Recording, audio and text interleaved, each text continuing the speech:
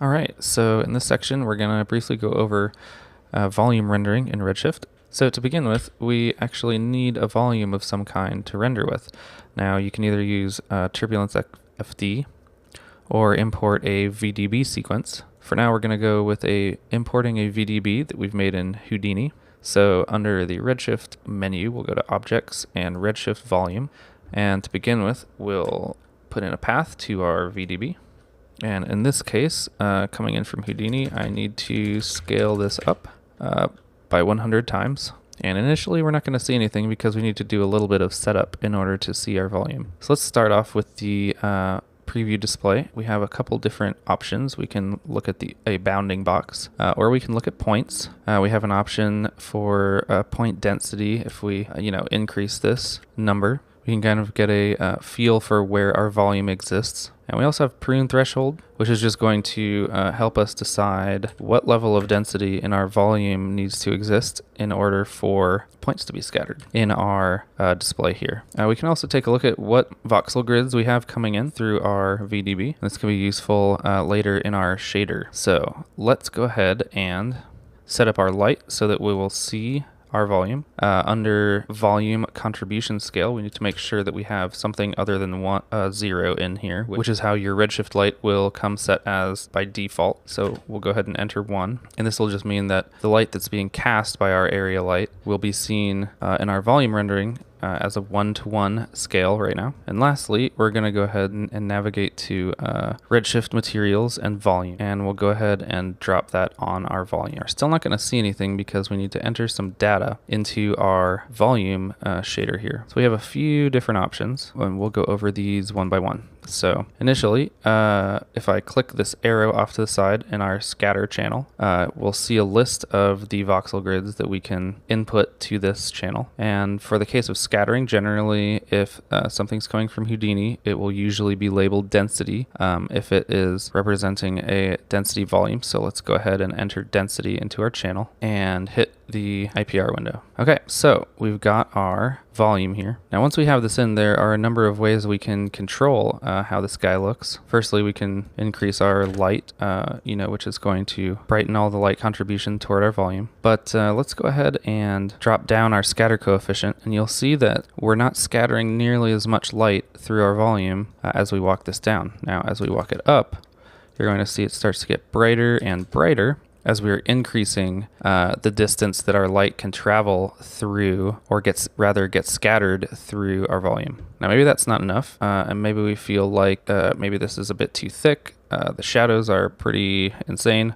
So maybe what we'll do is bring down our absorption coefficient. And this essentially describes how much light gets absorbed as it travels through the volume. So the smaller the number in absorption, the brighter our volume will be. And if I dial this in correctly, I can actually make this look like a puffy white cloud. Maybe we'll back our light off just a little bit. There we go. So let's talk about a few of these other values here. So we've got tint, which is simply going to describe the color of our volume. We're not going to get any absorption going on or anything like that. Unfortunately, this is just going to be an overall color for our volume. We can also remap our color along the density value. The more density that shows up in a voxel, the redder it's going to be, and the less density in the voxel, the more transparent it will be, because we're actually fading off to black here. But if I put another value in here like white, you'll see we're actually going to be taking a look at all of our active voxels that have any value in them at all. And we don't really want that because it looks absolutely bonkers. So let's bring that back down to black. But what we can do is adjust the values as the density does get smaller. So now you can see I've changed it to this gray. Maybe we'll make it kind of like a more light gray,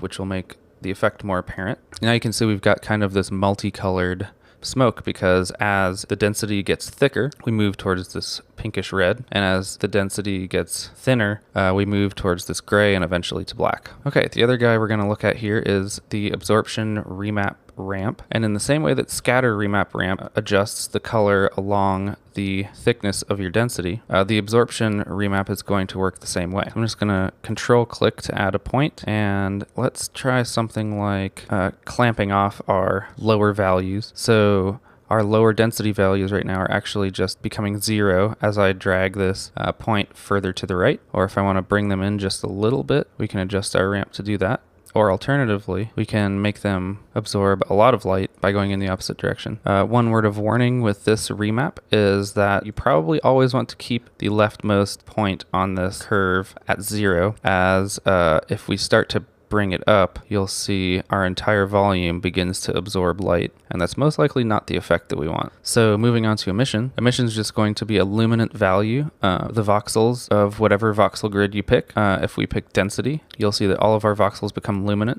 and of course we can scale this down or up as we please. Now in this case, for my VDB from Houdini, I have a voxel grid called heat. So if we take a look at that guy, bring this back down to 0.1 or maybe even lower because our absorption coefficient is so low, we may actually need to do a bit of remapping here to see the effect. So why don't I go ahead and flip to my other shader, which I've already set up. So I'm going to replace that shader with my new shader. And you can see in this one, let's only look at our emission for a second. You can see in this one, I have set up a color ramp along the intensity of the heat channel, which I can scale up and down. But I can also light my density channel with the emission channel. So let's say we bring our scatter coefficient up to 1 and maybe our absorption coefficient up to 0.5. You can see now we're actually lighting our density channel with our emission channel. Probably start scaling up my emission until I got it to a place where I was happy with the result. But maybe let's try a little bit of a different look where maybe in this case, we have more of a fluid-based explosion going on, and we want to see a lot more scattering and not much smoke. Maybe any smoke that we see is just like a dust remnant or, ash particulate. So let's go ahead and we'll bring our emission scale down real low. We're also going to do the same thing with our absorption coefficient. Let's try maybe like a 0.1. And after a little bit of noodling, I came up with, scatter coefficient of 3, absorption coefficient of 0.2, and an emission scale of 0.5. And now I have this effect where we're seeing just very light smoke and mostly scattering from our emission. Now, of course, by messing around with completely silly colors, we can get some pretty interesting looking results. They're actually quite cool. And Redshift does seem to render its volumes quite quickly. All right, well, thanks for checking this section out, and we'll see you in the next one.